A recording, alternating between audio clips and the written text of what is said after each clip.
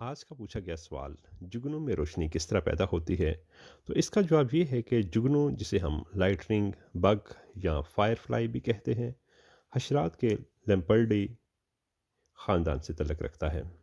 पूरी दुनिया में इसकी कमोबेश 1900 इकसाम पाई जाती हैं। इनकी जिसामत तकरीबन 5 से 25 मिलीमीटर तक होती है, जिनमें रोशनी पैदा करने वाले खसूसी अज़ा पाए जाते हैं। ये अमूमन पीठ के निचले हिस्से में वाक़या होते हैं। जुगनू की रंगत अमूमन कलेजी, स्याह या पीले रंग की लाइनों पर मुश्तमिल होती है। जुगनू की ज़्यादातर इकसाम एक रो में वक्फे वक्फे से रोशनी खारिज करती हैं, जो जिनसे मुखालिफ को ख़बरदार करने के लिए एक सिग्नल सिस्टम होता है। कुछ मुहक्किकीन का कहना है कि ये रोशनी इनका दुश्मनों के ख़िलाफ़ एक अहम हथियार भी है, जो कि दुश्मनों को इनके तल्ख़ ज़ायके से मुतनब्बा करता है।